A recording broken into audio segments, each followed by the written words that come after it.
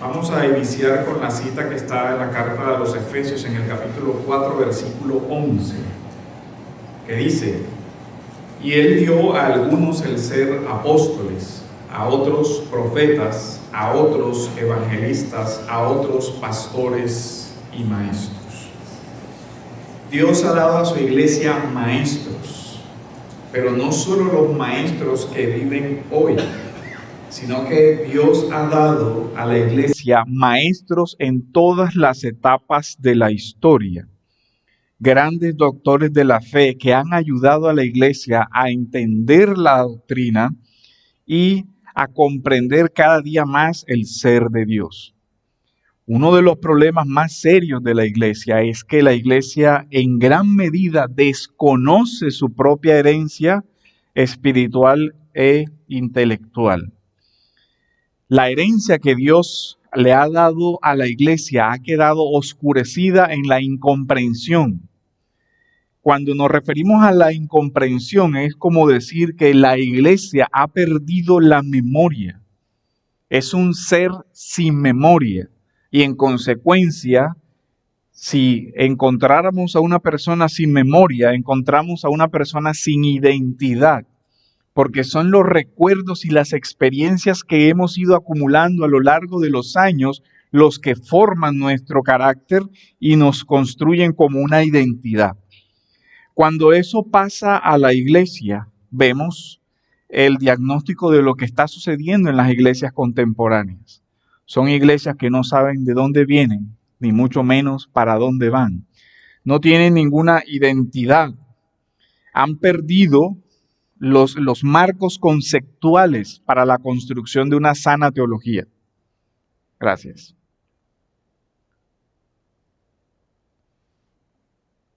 Esta pérdida de la memoria ha sido muy grave para la madurez de la fe de la iglesia. En un texto sobre patrística del autor Padovese, él dice así: efectivamente, si es la memoria la que garantiza la propia identidad personal y colectiva, una pérdida de la memoria trae consigo una pérdida de la identidad. ¿Cuál es la identidad de la iglesia de hoy? En el contexto de una iglesia que ha perdido su propia memoria, vemos como consecuencia que no tiene una identidad formada. Por eso vemos iglesias que, sobre todo en estos principios de año, comienzan con todo el tema de las resoluciones, los proyectos, los no sé qué. A mitad de año cambia y a fin de año no se sabía ni cómo comenzó, ni cuál es el objetivo, ni nada de eso. Son iglesias que son como olas del mar, dice Santiago, en todo errantes, son llevadas por todo viento de doctrina.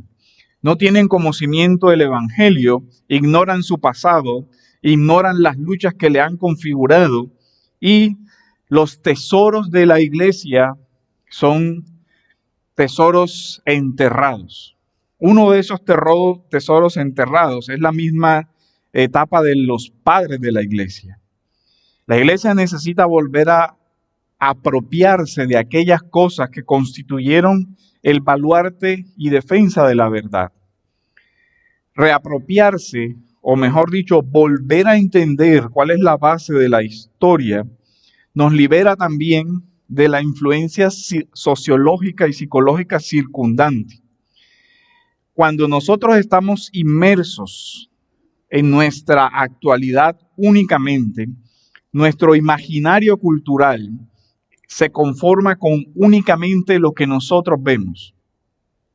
Y eso trae como un efecto, y es que la cultura se impregna tanto, y como es común, se forma un horizonte común a todos nosotros, simplemente creemos que así debe ser porque así es creído por la mayoría. Pero también eso hace parte del olvido de todo lo demás.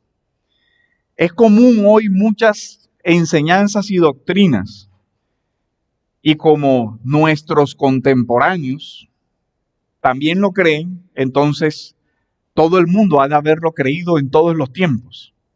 Y cuando resulta que lo que usted cree no tiene más de 60 años en la historia de la iglesia, se preocupa. Algunas cosas hasta 100. Pero cuando contrasta en que cosas que se han creído 100 años han sido condenadas como herejía por 1900, tiene que preocuparse. Porque alguien debe estar equivocado. Cuando hablamos de clásico, estamos hablando que estas doctrinas sobre Dios han sido el consenso en la historia de la iglesia desde el primer siglo hasta la Ilustración. Entonces tenemos un consenso de doctrina de casi 1800 años y una ruptura que sobre todo se manifiesta en las revoluciones intelectuales, el iluminismo, la Revolución Francesa y todo lo que tiene que ver con ese mover intelectual.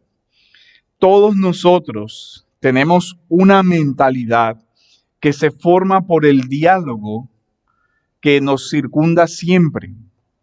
Y se da lo que Lewis le llamaba un esnobismo cultural.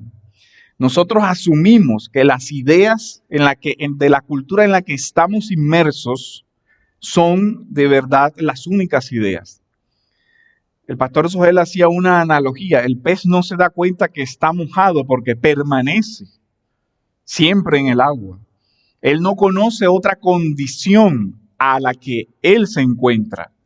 Si usted lo saca de su medio, entonces hará diferencias. El ser humano es semejante. Nosotros vivimos en un conjunto de ideas, en un conjunto de imaginarios, y no conocemos otros. Porque en su mayoría la cultura actual impide acercamientos a otra forma de pensamiento. ¿Cuántas personas leen los clásicos, las obras clásicas? Muy pocos. El porcentaje es reducido. Y los que las leen en una traducción actual. Es decir, en su propio lenguaje. Y eso presenta una confusión. Las personas creen, como lo encuentran en su lenguaje, que están en el mismo horizonte de pensamiento y no es así.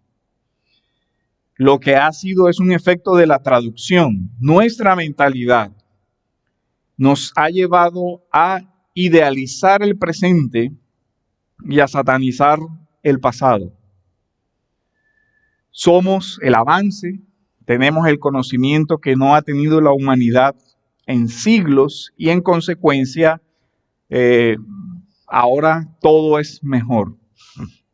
Es una idea romántica y es una idea peligrosa.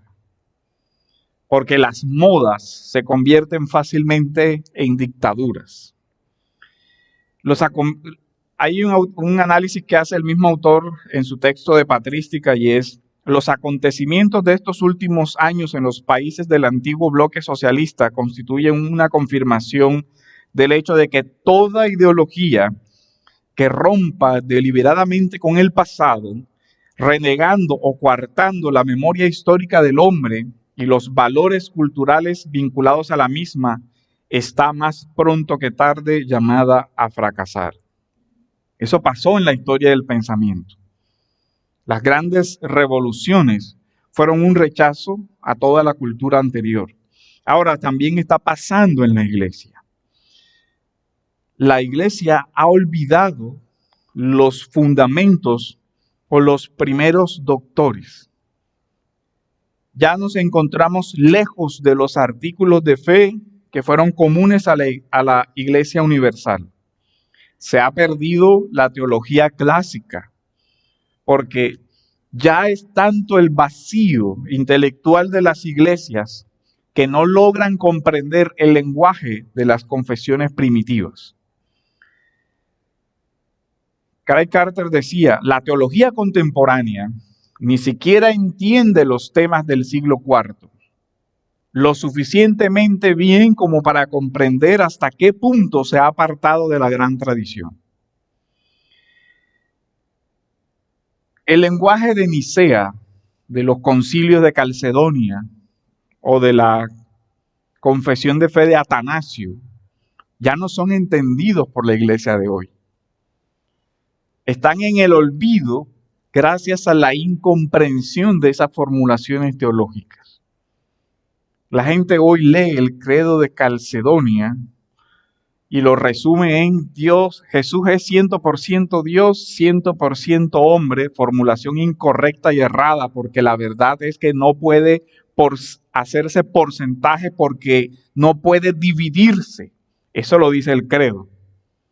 Lo que se habla es de la plena humanidad y la formulación correcta es Dios, Jesús es plenamente humano, plenamente divino, Dios de Dios, luz de luz, Dios verdadero de Dios verdadero, engendrado, no creado, de la misma sustancia del Padre. Esa es la formulación de Calcedonia. Pero esa formulación ni se conoce y cuando se conoce no se entiende porque el horizonte de interpretación de esa teología clásica está ausente de la iglesia, no hace parte de lo que se lee comúnmente, no tenemos púlpitos fuertes y toda la parte de la ortodoxia ha sido olvidada. En general, los elementos que hacían parte del teísmo clásico como doctrina de la simplicidad, doctrina de la impasibilidad, la doctrina de la atemporalidad divina, la aceidad, la inmutabilidad como se conoce en la tradición clásica, son comunes, óigalo, a la iglesia reformada, a la iglesia católica y a la iglesia ortodoxa. Es decir, en estas doctrinas, la simplicidad está en nuestras confesiones de fe protestantes, en la mayoría reconocida, pero también es obligatoria de acuerdo a la doctrina de la Iglesia Católica y pertenecen también a otras tradiciones. ¿Por qué? Porque todas esas son un consenso. Es decir, en esta parte del teísmo clásico, en la parte de la doctrina de la Trinidad, en la parte de la doctrina del ser de Dios y en la parte de la persona de Jesucristo, el ser de Cristo, hay un gran consenso que ha permanecido a través de los siglos. Nuestra diferencia con el catolicismo no es en la doctrina de la persona de Cristo, sino en la doctrina de la obra de Cristo, la doctrina de la redención por el tema de la justificación, que pertenece a la soteriología. Pero tan grande ha sido el consenso que en estos temas, incluso por eso se han dado cuenta que se cita tanto a un Agustín como a una suma de teología de Tomás de Aquino, que hace parte de la tradición católica reconocida. Pero en estos puntos estamos, digamos que dentro de un mismo horizonte. Pero esos puntos, ese gran consenso común a la gran mayoría de la historia de la cristiandad, está siendo abandonado por algo que se llama teísmo neoclásico y teísmo abierto. El teísmo neoclásico quiere mantener algunas de las formulaciones de la teología, de ese gran consenso de la teología clásica, reformulando. ¿Qué reformulan? Bueno, Dios, no es un ser simple, está dentro del tiempo, no es un ser atemporal. La inmutabilidad hay que matizarla y ya no es impasible, su omnipotencia tampoco es como muy reconocida, con todo el tema de una teoría de la previsión o de un conocimiento medio, se está atacando el tema de la omnisciencia y el conocimiento de acto puro de Dios. Es decir, que Dios no tiene procesos en conocer, sino que Dios conoce por su propia esencia. Dios no conoce como conoce el ser humano, como un resultado de un proceso de razonamiento, porque en Dios no hay movimiento, porque en Dios no hay variación, no es posible que crezca en conocer algo. Entonces todo eso está siendo atacado. Y todo eso está digamos, creciendo en la influencia de muchas personas, pero ni siquiera se nota, porque no hay con qué hacer el contraste. cuando se presentan todas estas cosas y también se presentan como evidentes. Por ejemplo, la teología de Wayne Grudem, cuando habla del tema de la impasibilidad divina, simplemente dice, Jesús lloró, aquí dice que sufrió, aquí dice que padeció, luego entonces la impasibilidad no es cierto. Punto. Un párrafo y tiró por el suelo toda la teología que la iglesia había creído por 1800 años. Y uno dice, bueno, realmente durante 1800 años nadie se había percatado que había un versículo que decía que Jesús lloró. Nadie se había percatado que el credo de los apóstoles decía que Jesús padeció. Sí se habían percatado, y por eso precisamente en el 400 y algo, en el concilio de Toledo se dice, sea anatema el que diga que el Padre sufrió, sea anatema el que diga que Jesús en su divinidad sufrió, sea anatema el que niegue que Jesús en su humanidad sufrió.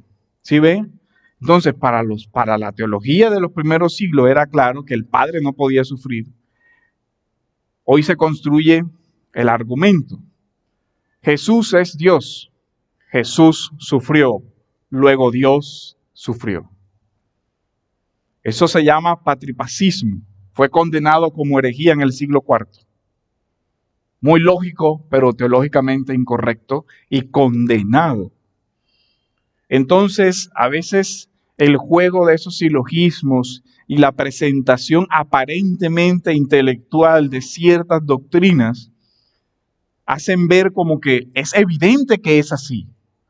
Pero cuando le dicen a uno, es evidente que es así, y tiene un marco tan grande de grandes pensadores de la fe que difieren de esa conclusión, por lo menos deberíamos detenernos a examinar las razones por las cuales la iglesia en todos los siglos anteriores había confesado eso y lo había consignado. Y también vemos o podemos ver la unidad que hay en la misma teología reformada. Las diferentes confesiones reformadas de diferentes tradiciones, presbiterianos, anabautistas, bautistas, de muchas corrientes, tienen incluidas dentro de las diferentes confesiones estos artículos sobre el teísmo clásico. Ahora, alguien dirá, pero la mayoría por ser mayoría no es cierto. Y es verdad. No se trata en un argumento de contar cabezas y decir hay más de este lado, luego es verdad. Se trata de pesar los argumentos. Y ese es el ejercicio que debe hacerse. En el debate del tema trinitario, que es uno de los más delicados, progresivamente en los últimos 60, 50 años, ha habido un abandono de la doctrina clásica. Lo triste del asunto es que en el mundo evangélico eso pasó sin pena ni gloria, salvo honrosas excepciones, por allá 2 o 3 profesores que dijeron, ojo, que aquí hay algo raro. Pero, curiosamente, el catolicismo romano sí tiene 3 documentos donde rechazan las modernas teorías sobre la cristología y sobre la doctrina que ataca el teísmo clásico. Porque, lastimosamente, los teólogos católicos son un poco más conscientes que los teólogos protestantes sobre su herencia. Por allá salen algunas iglesias aisladas a reclamar algo. Usted sabe que recientemente en estos años hubo una gran división en la Convención Bautista de Estados Unidos, porque una gran cantidad de iglesias rechazaron la doctrina de la impasibilidad divina. Y la convención salió y dijo en un documento, esto es lo que históricamente hemos creído. Esto es lo que hace parte de nuestra herencia confesional y esto es lo que vamos a seguir sosteniendo. Y quienes no sostengan esto tienen que irse de la asociación, porque la asociación es una asociación bautista que se acoge a la teología clásica de nuestra confesión. Y cuando eso se hace así, todo el mundo sale al grito legalista, fundamentalista, secta, etcétera, etcétera. Pero cuando no se colocan los límites claros, hay un problema serio. Aparecen en escena todo un conjunto de enseñanzas incorrectas que se difuminan como si fueran correctas. Ahora, en todo este debate hay un sustrato de causas. Una primera es la pérdida del horizonte de la comprensión de la teología clásica. Todo lector llega a un texto con presuposiciones o preconceptos.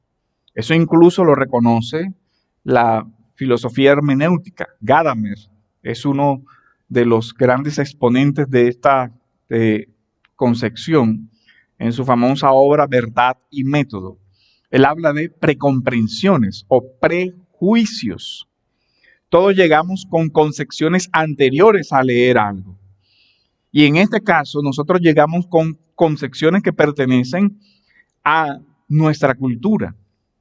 Todos estamos encerrados en esa cultura. Y presuponemos que como todos comparten esas precomprensiones y hay algo pacífico en todo eso, entonces simplemente interpretamos dentro de ese horizonte cultural. Pero en el caso de la teología clásica, esos autores no están dentro de ese mismo horizonte. Y decía, como hoy se nos hace tan difícil leer ciertos textos antiguos, si alguien se acerca, por ejemplo, a leer un Agustín y no conoce el marco conceptual en el que él escribe, una tradición intelectual relacionada con la filosofía platónica, donde usa mucha de su terminología, pero como vehículo para el diálogo con sus contemporáneos, porque esas eran las filosofías de la época, el platonismo o el platonismo medio, y Agustín habla su lenguaje, lo que no quiere decir que diga las mismas cosas, pero las dice en su idioma, como parte de un diálogo cultural que fue común en los padres. Pero todo eso la iglesia lo ha perdido. La capacidad de entender ese lenguaje, el lenguaje de las confesiones, es algo muy complicado para el pensamiento de hoy porque ya no nos son familiares los saberes clásicos. La lógica. Antes se enseñaba lógica en el colegio, razonamiento, todo eso. Ya no se enseña. Antes la persona con mucho esfuerzo tenía que leer Aristóteles, tenía que leer Platón. Ahora leen el resumen mal hecho de Wikipedia y creen que saben filosofía clásica. Nunca han leído la obra completa. Nunca se han dado a la tarea de familiarizarse con un lenguaje que habla de categorías diferentes a lo que leemos hoy. Buscamos la edición actual que hable en nuestro idioma, pero que ya nos tradujo los conceptos que no conocemos y que eran necesarios para hacer una separación entre el pensamiento de hoy y el antiguo. El pensamiento de hoy es el pensamiento que pasó por Kant, por Marx, por Nietzsche, por todo ese conjunto de pensamientos y por las revoluciones intelectuales, el iluminismo. Y por la concepción de la filosofía crítica. Todo eso ya lo tenemos nosotros interiorizado. Por eso cuando se va a leer la exégesis de los padres, hay cosas que nos parecen raras, claro, porque no son de nuestro horizonte. Hay cosas que no entendemos, por supuesto. Si usted va a leer cualquier obra de Tomás de Aquino y no maneja excelente Aristóteles, usted no va a entender ni papilla. Porque si no maneja la distinción de potencia, de acto, de ser puro, si no maneja esos conceptos elementales de su teoría del movimiento, de la idea aristotélica del tiempo, de la idea aristotélica de la causalidad, la distinción entre una causa material necesaria, la de una causa suficiente, si no maneja eso, no lo va a entender. Le va a parecer un texto denso, un texto complejo y que se aparta. Y seguimos leyendo las cosas que se escriben hoy, que bueno, digamos que son de un nivel inferior, algo así como de aquí a la luna, en calidad y en profundidad y en reflexión y en pensamiento. Es como el niño que le ofrecen el castillo de verdad y él se queda con su castillo de arena porque el castillo de arena que construyó le costó mucho esfuerzo. Más o menos eso está pasando con toda la teología clásica. Y si a eso le sumamos el relativismo y el subjetivismo posmoderno, donde la gente dice lo que sea y ni siquiera sabe qué significa, cuando la teología es muy meticulosa en las expresiones que usa. Acostumbrados a la imprecisión del lenguaje posmoderno y a que una cosa signifique lo que sea y al uso irresponsable y ligero del lenguaje, la teología clásica no es así. Los términos son muy precisos, las definiciones son exactas y se exige un manejo de eso para que se pueda entender de qué se está hablando. Entonces, frente a ese poco valor que se le da al lenguaje, con todo el tema de lenguaje inclusivo y todas esas bobadas, peor todavía, porque allá sí que tiene valor cada palabra que se dice. Esto frente a la pérdida de una lectura crítica, una capacidad de leer críticamente. ¿Como consecuencia de qué? De que la iglesia hoy no maneja ni los métodos exegéticos ni los métodos de la teología. Cuando se va a estudiar esto, evidentemente que la distancia es muy grande. Se ha perdido el concepto de la regla de la fe o la regula fidei que decían los padres. Hay un conjunto de verdades que constituyen lo que es la doctrina de la historia de la iglesia y que se mantiene como un límite. Aquí no podemos transigir. Y los padres supieron diferenciar entre cosas que son esenciales a la fe y cosas que eran debatibles. Tan debatibles que se convirtió en un deporte para los escolásticos el tema del debate. Era algo que pertenecía al sustrato de la universidad. El ejercicio de plantear una cuestión que se disputaba y que una persona defendiera una tesis y el otro la contraria y un auditorio pudiera juzgar las argumentaciones, hizo parte del ejercicio intelectual medieval. Pero todo ese ejercicio se ha perdido. Lo que se conoció como doctrina clásica hoy se desconoce. Ahora, el profesor Craig Carter hace una lista de, digamos, 25 tesis que son esenciales para el teísmo clásico. Y obviamente solamente vamos a leerlas y hacer un breve comentario de cada una, pero para que veamos lo lejos que estamos de una construcción teológica en ese marco. La primera tesis dice: la teología cristiana consiste en la doctrina de la Iglesia de Jesucristo que se deriva de la Escritura, no de las opiniones de los simples humanos.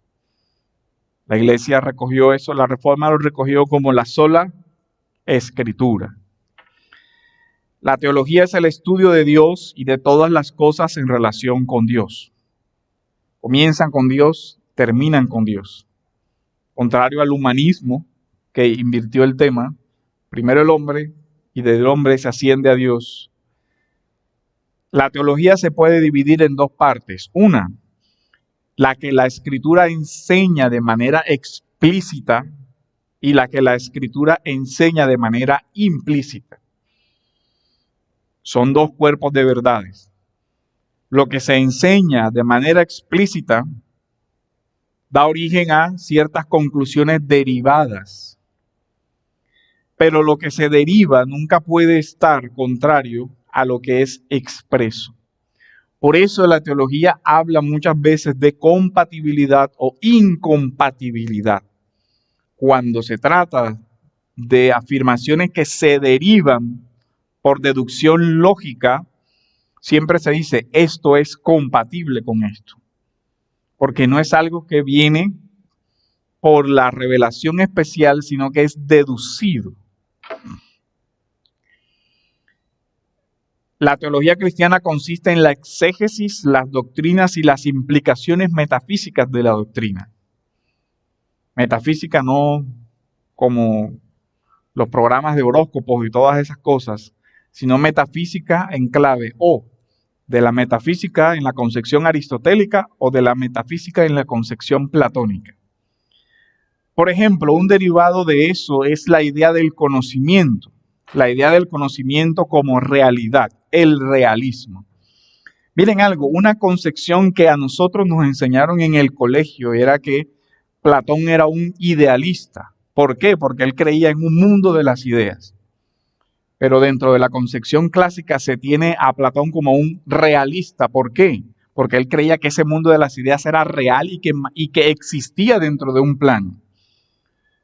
No un concepto de ideas, sino que en el topos uranos existía esa realidad.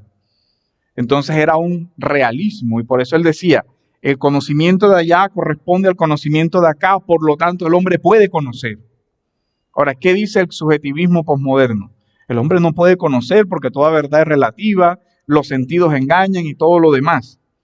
Aristóteles también era en metafísica y en epistemología era realista.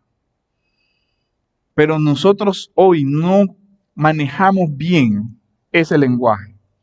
Y si usted va a leer, le repito, cualquier obra de la Edad Media o de la teología temprana de los primeros al cuarto siglo y no conoce ese lenguaje, le va a quedar muy difícil. ¿Qué hemos hecho? Chévere, leamos lo que se escribe hoy porque eso sí lo entendemos. Y enterremos todo lo otro como, una cosa de la arqueología del pasado y listo. ¿Qué hemos perdido? Horizontes que pueden contrastarse. Y uno decide, espérate, todos asumimos que siempre se creyó esto, pero acá hay unos cuantos que son bastantes años que no lo creyeron así. Eso se ha perdido. La existencia de Dios es evidente por la razón, lo que se llamaba teología natural, que los seres humanos niegan debido al pecado y que se niegan a adorarlo. Dios es la primera causa de todo. Inevitablemente este tema de la causalidad es aristotélico. De hecho, si usted lee la confesión capítulo 3 del decreto, el capítulo del decreto, dice que Dios es la causa primera de todo, pero sin que se nieguen las causas secundarias ni las contingencias. Uno dice, bueno, ¿qué es causa secundaria? ¿Qué es contingencia? La confesión usa la categoría aristotélica de las causas. Y si no se maneja el tema de la causalidad como lo entendía la tesis aristotélica, es muy difícil que se entienda el lenguaje de la confesión. Y no es el único ejemplo del lenguaje de la confesión que presupone cierta formación. Ahora, ¿por qué? Porque las confesiones estaban entre el cambio, ¿cierto?, entre la edad moderna y la edad antigua. Pero vieron como herramienta provechosa para expresar conceptualmente las verdades ese lenguaje, esa conceptualización. ¿Es posible que encontremos un mejor lenguaje? Bueno, podría ser posible. Yo no he encontrado, no he visto cómo conceptualizar eso de una mejor manera. El tema del movimiento y eso. Pero ¿podría ser posible que la iglesia lograra actualizar ese lenguaje? Sí. Pero si eso implica que la iglesia va a seguir ignorando toda la riqueza de su construcción teológica, creo que ahí hay un problema. Lo ideal sería que pudiéramos presentar eso en un lenguaje actual sin ignorar la riqueza que se tiene por el otro lado. Dios tiene aseidad, es independiente de la creación, Dios es eterno, lo que significa que no tiene principio ni fin, como todas las criaturas tienen. Dios es la primera causa de todo lo que existe fuera de sí mismo y Dios es inmutable. Dios es acto puro, Dios es simple, Dios es trascendente. La tesis 12 es el lenguaje que utilizamos para hablar de Dios es analógico en lugar de ser unívoco o equívoco. ¿Qué quiere decir eso? El lenguaje puede ser unívoco cuando hay una correspondencia entre lo que se formula y lo que se designa, siempre igual. Cuando una palabra tiene una sola forma de entenderse, es unívoco.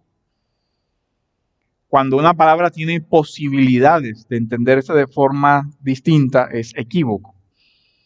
Y cuando no podemos encontrar algo exactamente que corresponda a la idea, se utilizan comparaciones o analogías.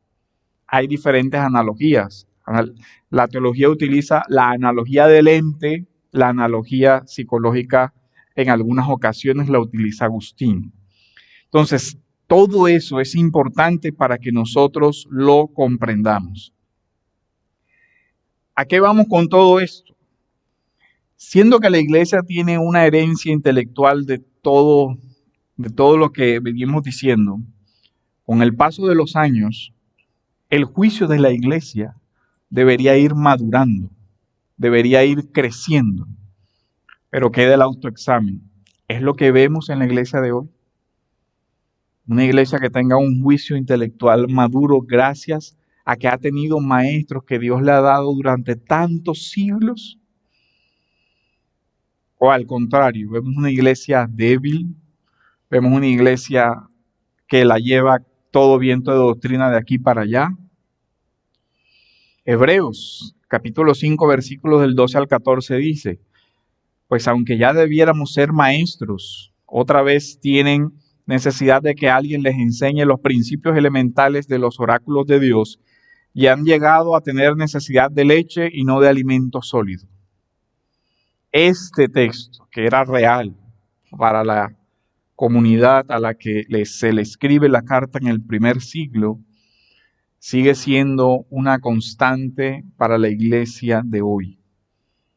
Una iglesia que sigue necesitando de leche porque es incapaz de el alimento sólido. Y esto es para hacer una reflexión en ambos sentidos. Ustedes se han dado cuenta que estos temas son difíciles.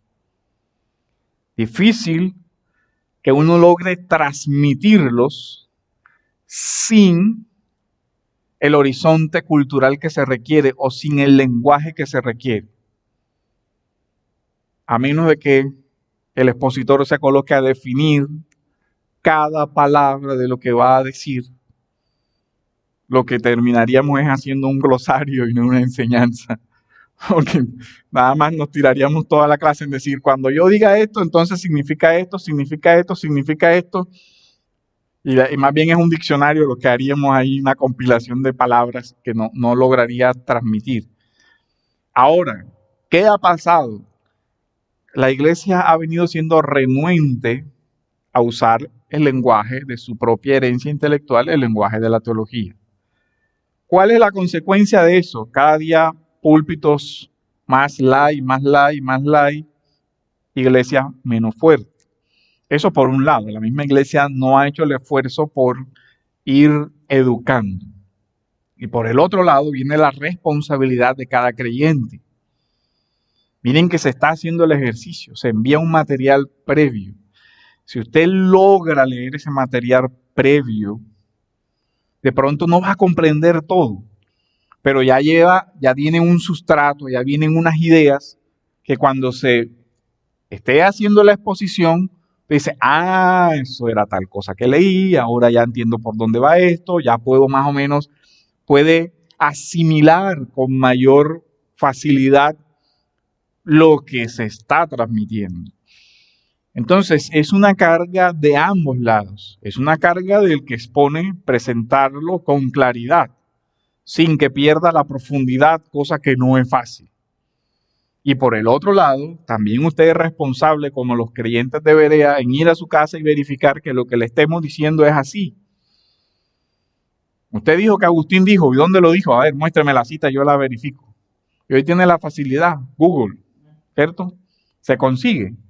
Es el ejercicio, es el llamado que se hace a que nos esforcemos en aprender y en transmitir estas verdades. Porque aquí está la distancia que hay entre nuestra iglesia y muchas iglesias. A veces las personas, usando el lenguaje de Aristóteles, ven la diferencia en los accidentes. O sea, en las cosas que, digamos, son más insustanciales, por decirlo así, y que son el efecto de otra cosa. ¿Y usted por qué no hay danza? ¿Y por qué no hay esto? ¿Y por qué no hay lo otro? ¿Y por qué no hay todo lo demás? Que es como lo que primero choca y lo que la gente ve con mayor distancia, ¿cierto? Pero esa no es la diferencia. Esa es la consecuencia de la diferencia. Ese es el efecto, pero la causa es otra. La causa es todo un sustrato teológico profundamente diferente a eso, que da como resultado ciertas prácticas distintas. Pero la diferencia no está en lo que se ve. Lo que se ve es como la punta del iceberg, pero lo que está debajo es el tema. El problema es que si usted nunca evalúa lo que está debajo, nunca va a ver las razones de la diferencia. Y se va a quedar con, en esa iglesia no tienen una batería, no hay danza, no hay esto, no hay lo otro. Conclusión, son unos aburridos. No hay otra explicación posible porque el que no le guste la música tiene un problema de apagar el Espíritu Santo, etcétera, etcétera, el discurso que ya conocemos, ¿cierto? Esa es la consecuencia de ese razonamiento. Y la consecuencia para la iglesia es ser víctima de todas las modas que se han venido desarrollando. El 18 de abril de 2005, el teólogo católico Joseph Ratzinger en la misa Proligiendo Pontífice habla comentando Efesios, esta cita, dice, no deberíamos seguir siendo niños en la fe, menores de edad. ¿En qué consiste ser niños en la fe? San Pablo respondió, significa ser llevados a la deriva y zarandeados por cualquier viento de doctrina. Una descripción muy actual, dice él. ¿Cuántos vientos de doctrina hemos conocido durante los últimos decenios? ¿Cuántas corrientes ideológicas? ¿Cuántas modas del pensamiento? La pequeña barca del pensamiento de muchos cristianos ha sido zarandeada a menudo por estas olas, llevada de un extremo a otro, del marxismo al liberalismo hasta el libertinaje, del colectivismo al individualismo radical, del ateísmo a un vago misticismo religioso, del agnosticismo al sincretismo, etc. Cada día nacen nuevas sectas y se realiza lo que dice San Pablo sobre el engaño de los hombres, sobre la astucia de los que inducen al error. Y concluye, a quien tenga una fe clara, según el credo de la iglesia, a menudo se le aplica la etiqueta de fundamentalismo. Mientras el relativismo, es decir, dejarse llevar por cualquier viento de doctrina, parece ser la única actitud adecuada en los tiempos actuales, se va constituyendo una dictadura del relativismo que no reconoce nada como definitivo y deja como última medida solo el propio yo y los antojos. ¿Por qué esta cita? Por lo que les había dicho, es intencional. El teísmo ha sido común. Incluso al catolicismo romano reconoce simplicidad y lo tiene como dogma. Por eso, miren la gran diferencia que se presenta. El teísmo clásico no es una distinción, no es una discusión entre teólogos católicos y teólogos protestantes. Pero la mayoría de teólogos católicos, por su principio de autoridad, le tienen más respeto a meterse con estos temas. ¿Por qué? Porque para ellos el dogma, si se salen de ahí, son sujetos disciplinables. Pero lamentablemente, como las iglesias evangélicas no tienen la regla de fe, o sea, ese valor por el dogma, cualquier pastor dice cualquier barbaridad y no pasa nada. No pasó absolutamente nada. Alguien sale diciendo la Trinidad, eso no es así, punto, listo. Alguien escribe una teología sistemática y dice, esto no es así, no importa que la iglesia lo haya creído toda la vida, esto no es así, está 2 líneas y enterró todo. Y no pasó nada. De pronto a ellos les cuesta un poquito más, aunque ahora ya con este nuevo papa tampoco es que aporte mucho.